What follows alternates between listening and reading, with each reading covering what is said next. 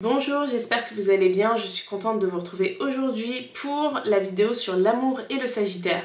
Cette série de vidéos, c'est pour vous présenter mon livre « Avec qui êtes-vous astro-compatible ?»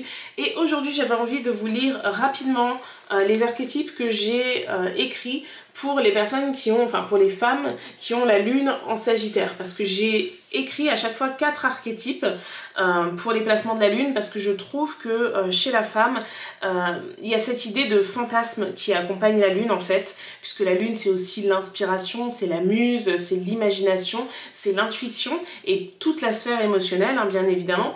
Donc je vous donne les 4 archétypes que j'ai écrits. Donc il y a l'aventurière sans crainte, la Wonder Woman, la philosophe et la voyageuse. Donc ils sont détaillés dans le livre, mais en gros je trouve que le placement de la lune, il crée le côté fantasmatique. C'est-à-dire que chez chaque femme, dans son thème, son placement lunaire, il va quelque part parler d'un fantasme qu'elle aimerait être et qu'elle incarne peut-être parfois dans certains domaines de vie. Ça peut être par exemple à la voyageuse, il peut y avoir ça chez une femme, je sais pas moi, qui a une carrière où elle voyage beaucoup pour le travail par exemple, et elle peut incarner ce fantasme à ce moment-là. Et j'ai aussi conclu qu'il y a quand même un besoin de retrouver parfois un de ces fantasmes. Et en fonction des placements lunaires, la femme qui ne vit jamais aucun de ces fantasmes ou qui ne s'autorise pas à le faire, peut être dans une forme de frustration. Et bon, je trouvais que c'était très intéressant comme approche, donc tout est expliqué dans le livre, n'hésitez pas à me dire, en tout cas si vous avez la lune en Sagittaire, si ça vous parle. Donc on va parler aujourd'hui de l'amour perçu par ce signe. Alors, il faut savoir que le signe du Sagittaire, c'est un signe qui est très indépendant. Donc, y compris en amour, le fait d'être engagé, pourquoi pas, parce que c'est aussi un signe qui représente la loi, c'est aussi un signe qui représente la spiritualité et la religion, donc il peut y avoir cette envie de s'engager par rapport à des croyances religieuses, hein. Le mariage peut être quelque chose de très important, tout comme pas du tout, hein. Il y a vraiment l'extrême inverse à ce niveau-là hein, chez les Sagittaires, mais quoi qu'il arrive, mariage ou non, il y a un grand besoin d'indépendance. C'est-à-dire que la liberté, c'est un des fondamentaux de cette énergie. L'autre énergie du zodiaque qui a cette touche de liberté, c'est le Verseau. Donc le Sagittaire, il a besoin d'avoir son espace. Même s'il aime son partenaire, il va avoir besoin de faire des activités seul, de développer aussi une forme d'apprentissage par l'expérience seul, pour aussi lui permettre d'enrichir les connaissances de son partenaire. Parce que on dit que le Sagittaire, c'est le signe de l'apprentissage, mais c'est aussi le signe de la transmission. Voyez-le vraiment comme le voyageur qui part au bout du monde, qui vit des expériences, donc qui apprend des choses, hein, c'est pas que l'apprentissage scolaire, donc il apprend des choses et quand il revient, il y a cette envie de partager le récit de ses aventures et d'enrichir les autres de son expérience. Alors bien sûr, il y a un peu d'ego trip hein, là-dedans, puisque c'est un signe de feu, mais il y a aussi cette volonté de faire passer des informations. Donc le Sagittaire en amour, il peut avoir envie d'apprendre avec son partenaire, donc d'avoir un partenaire qui est cultivé, ou du moins qui s'intéresse à plein de choses, qui va lui apprendre des choses, mais il y a aussi cette envie de transmettre. D'ailleurs, le Sagittaire, c'est le signe des hautes études, donc on peut, par exemple, avoir rencontré l'amour au cours de ses études, au cours du lycée même, pourquoi pas, au cours d'un voyage, au cours alors j'allais dire d'une cérémonie ou d'une réunion, qui a quelque chose d'un peu élitiste ou de prestigieux, en tout cas, parce que le signe du Sagittaire, j'aime bien l'appeler comme ça, je trouve que c'est le signe des hautes instances. C'est-à-dire que il y a cette idée de réussir, mais il faut réussir de manière noble. Il faut réussir en ayant peut-être fait quelque chose qui valide encore plus. C'est-à-dire que c'est l'artiste, mais c'est pas l'artiste qui chante dans les petits bars tabac, c'est bar tabac, n'importe quoi. Dans les petits pianos bars. Non mais alors moi ça va pas du tout. Bon, je vais pas faire de montage, donc je vais laisser ça. Mais bref, je suis fatiguée je crois. Donc l'artiste qui chante dans les petits pianos bars, le Sagittaire, c'est l'artiste qui veut remplir Bercy, qui veut remplir le Stade de France, etc. Il y a toujours la notion d'excellence qui accompagne l'énergie du Sagittaire. C'est le sportif qui a l'esprit de compétition, qui veut gagner, qui veut voir en grand et qui veut peut-être pas que gagner, mais qui veut peut-être surpasser les records précédents. Donc il y a toute cette notion de prestige, de toujours plus, Le Sagittaire, il est associé à Jupiter, c'est une planète d'expansion. On n'est pas du tout dans la stagnation, c'est toujours plus grand. D'ailleurs, il y a même de l'insatisfaction. Donc on peut en amour avoir le Sagittaire qui est insatisfait. Il n'y aura jamais assez de voyages de couple, il n'y aura jamais assez d'expérience, etc. Et ça, c'est quelque chose qui peut nuire à la relation et qui peut faire sentir au partenaire soit qu'il n'est pas assez, soit qu'il n'arrivera jamais à satisfaire les désirs, les rêves du Sagittaire, etc. Donc il y a un juste milieu à trouver et c'est vrai que le Sagittaire, c'est un signe qui va...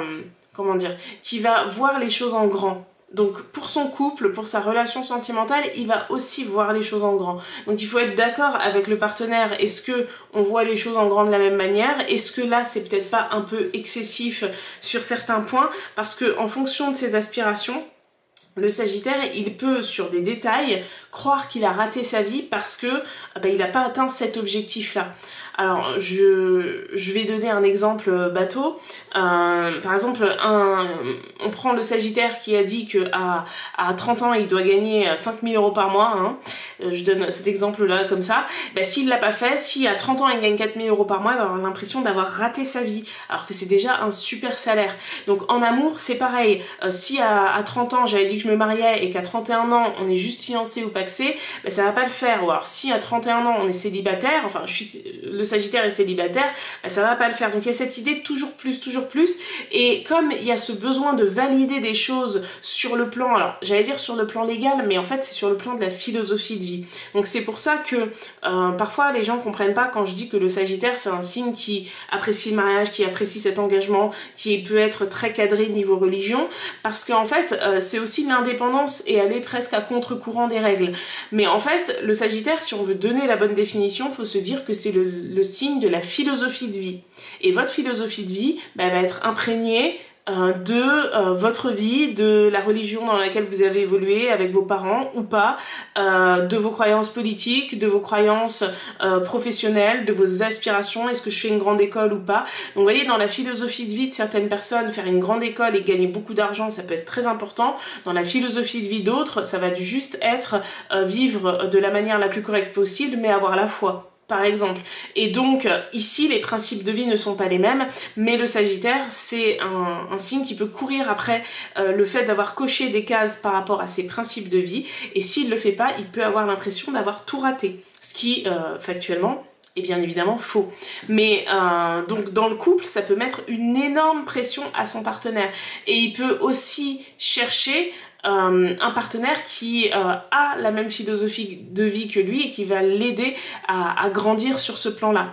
Donc le choix du partenaire joue beaucoup sur la relation pour le Sagittaire par rapport à sa philosophie de vie. Alors vous allez me dire c'est pareil pour tout le monde, mais les autres signes ils sont moins attachés à ce côté-là, philosophie de vie. Il y a un côté vraiment borné chez le Sagittaire qui fait qu'il est difficile de le faire changer d'avis. Donc parfois il vaut mieux rechercher quelqu'un qui partage les mêmes aspirations plutôt que d'essayer de faire changer l'autre, parce qu'il peut rentrer dans ce jeu malsain là à passer son temps à essayer de faire changer l'autre, mais lui difficilement se remettre en question par rapport à sa vision de la vie. Et une vision de la vie, c'est pas quelque chose qu'on remet en question comme ça. Si on a été élevé d'une certaine manière et qu'on a des aspirations de ce type, à moins qu'on fasse preuve d'une grande flexibilité, mais c'est pas toujours le cas. Donc le Sagittaire, il a besoin de cette indépendance, il a besoin de nourrir sa philosophie de vie. Nourrir sa philosophie de vie, c'est aussi l'adapter en fonction de ce que l'on vit dans le couple, mais c'est quelque chose, quand l'énergie Sagittaire elle est trop, si je puis dire, portée sur le toujours plus, eh bien il peut y avoir une difficulté de remise en question à ce niveau-là. D'une manière générale, le Sagittaire, c'est une énergie qui va faire des cadeaux à son partenaire, qui va peut-être pas forcément en attendre en retour, parce que il y a ce côté très débrouillard. En fait, il peut y avoir une difficulté à agir vraiment à deux, à se dire mais en fait tu peux me demander de l'aide à ton partenaire, tu peux faire ça sans être un poids pour lui. C'est normal dans la relation de couple que parfois il y en a un qui soit là, l'autre qui est là, et que après ça s'inverse en fait. Donc le Sagittaire, il va toujours vouloir aller de l'avant. Et il va difficilement parfois profiter de l'instant présent. Hein, c'est pour ça que je disais, je crois que je ne l'ai pas dit pour la vidéo hier sur le Scorpion, mais pour la vidéo de la Balance, je l'ai dit, si vous êtes ascendant Gémeaux, cette vidéo elle peut vous parler parce que vous avez la maison 7 en Sagittaire. Donc ça va pas vous parler au niveau de la personnalité, mais vous parler au niveau de ce que vous recherchez chez le partenaire. Hein, parce que l'énergie Gémeaux, c'est une énergie qui est beaucoup plus orientée sur la simplicité. Et le Sagittaire, il doit trouver un peu de cette énergie Gémeaux pour, je pense, faire perdurer une relation le plus longtemps possible. Parce que toujours plus, c'est bien. L'ambition, c'est bien. Aller de l'avant, faire plein de choses, c'est bien.